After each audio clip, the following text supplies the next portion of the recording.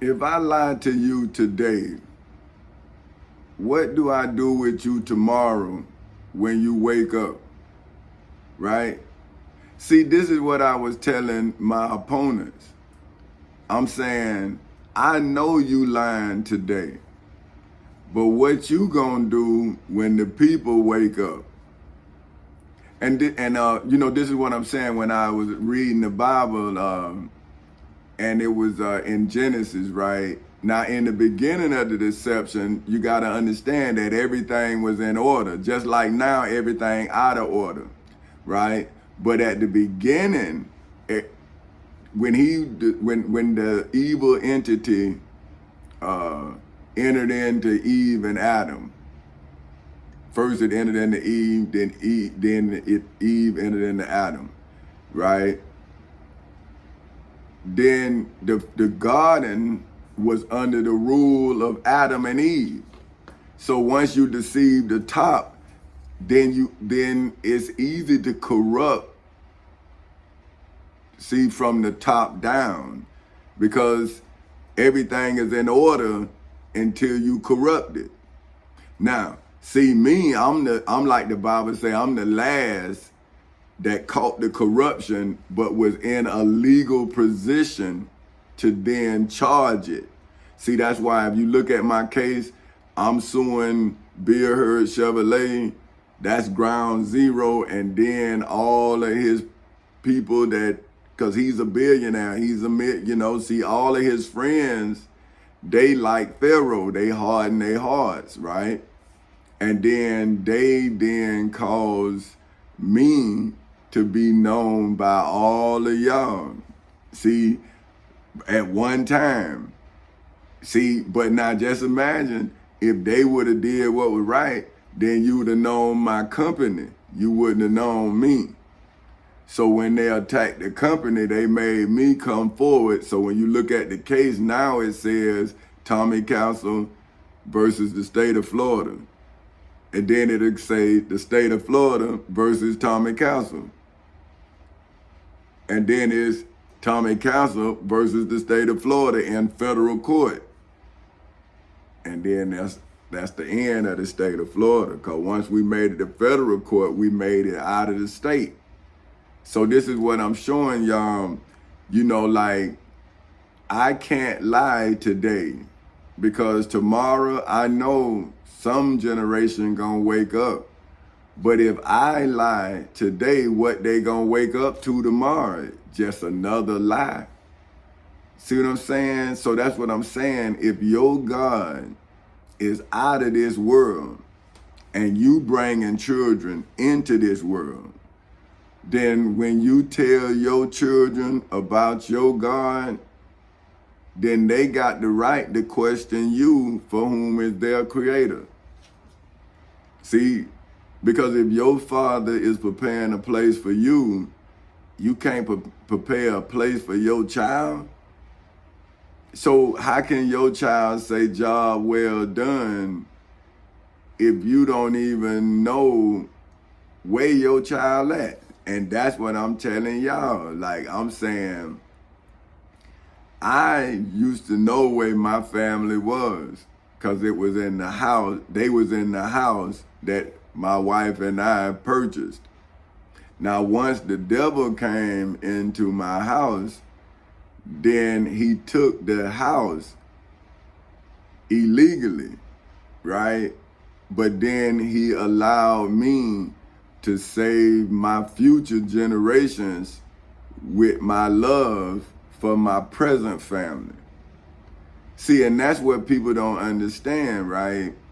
If I am walking upright and the serpent on the third, in Genesis 3, was sentenced to crawl on its belly,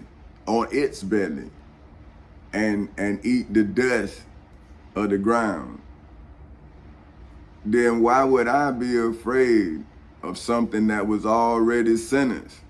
It was already tried in the Bible, and its punishment was already given. Now, why would I be afraid of that has already been tried biblically? right? Now I got it in court legally, right? So now all I'm doing now is getting the necessary evidence to make the case of a lifetime, right? So now I'm asking you if you prayed to your God for whom is out of this world. And I came into this world through the womb of my mother on January 8th in 1969 at 2:20 in the afternoon. And then I went into the civil and criminal courthouses in Summerlin and Orange counties in the state of Florida and encountered judges for whom hearts was just as hard as Pharaoh's heart, right? Now, if when Moses was Moses, Pharaoh's heart was hardened by Moses' God, so the Israelites could see the glory of Moses' God, right? Then why would you not see my glory if it's legally manifested? Because you don't want to give me my due, but you will want to punish me if I was my enemy. And that's what I'm trying to tell these children, right? You cannot be, you should not be your opponent, right? Because think about this. When you fighting the devil for your life. So if you win your life from the devil, why would you then do devilment? You might as well gave yourself over if you wasn't gonna save yourself. You understand what I'm saying? So now, when I tell my friends of my win, and I tell them in a form of a vision, saying, man, I'm gonna have some cruise ships.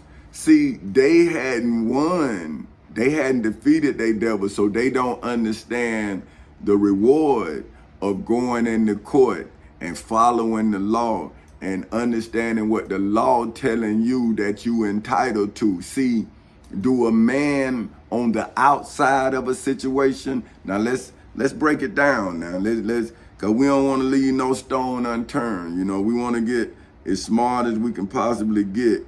So a situation, right? The way in which something is placed in relation to its surroundings. So if a man or a woman is on the outside of your surroundings, right? Your surroundings, let's look up surroundings.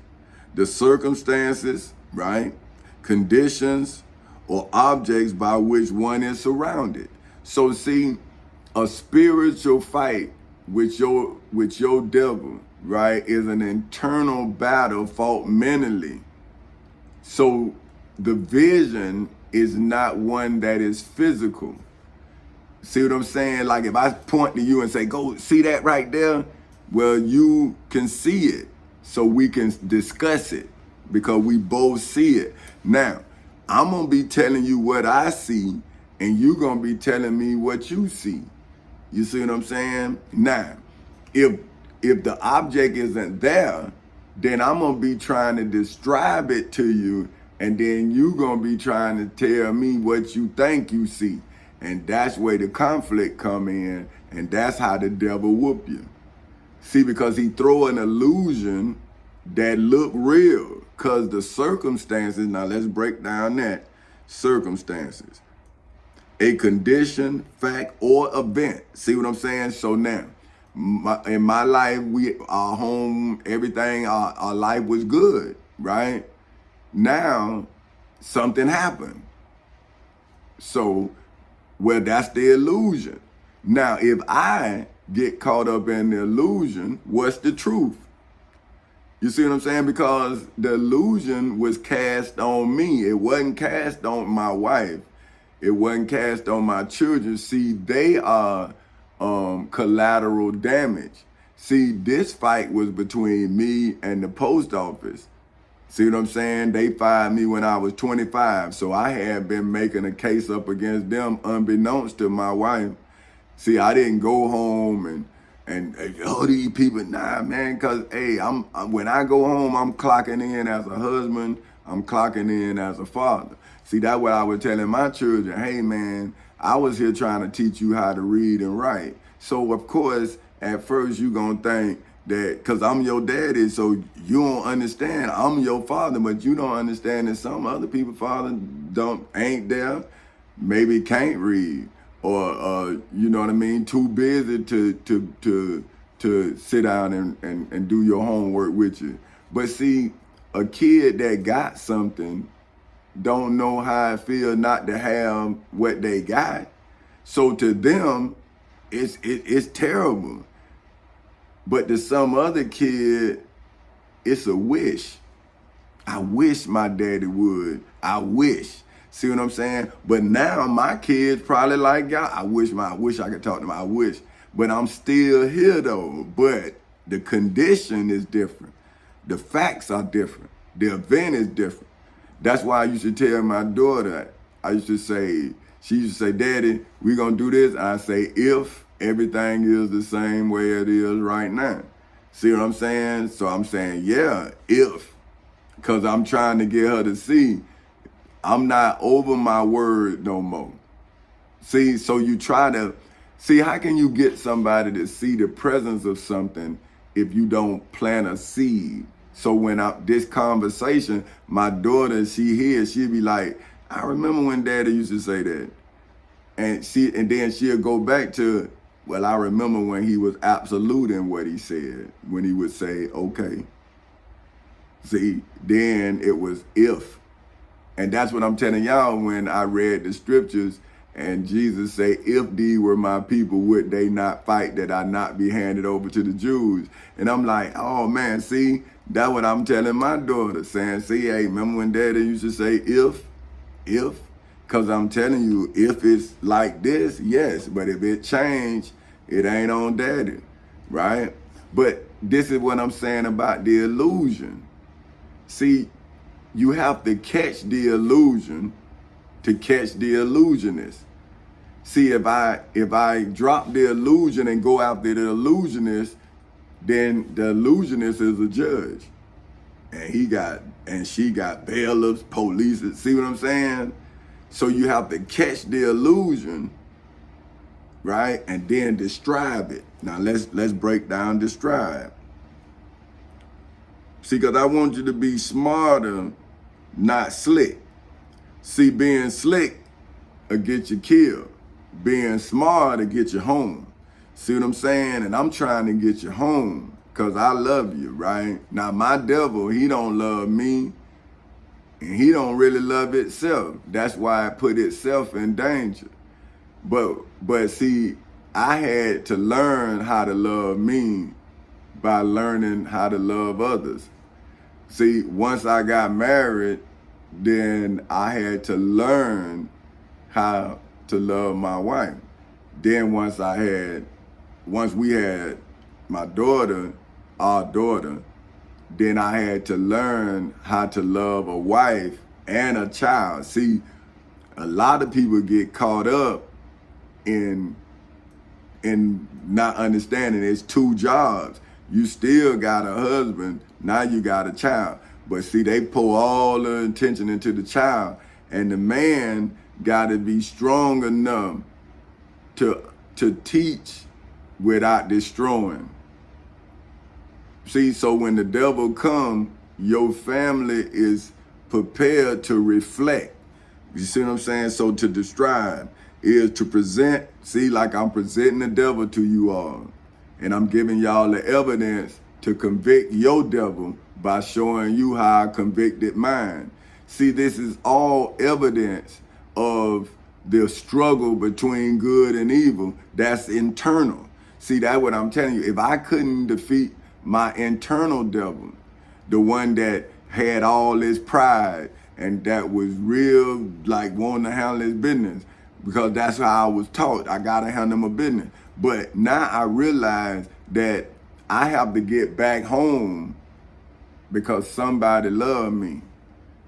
I got children. I got a reason, right? So then I'm just letting my devil know that I'm more mature now, but I'm still just as focused on defeating you mentally as I was physically.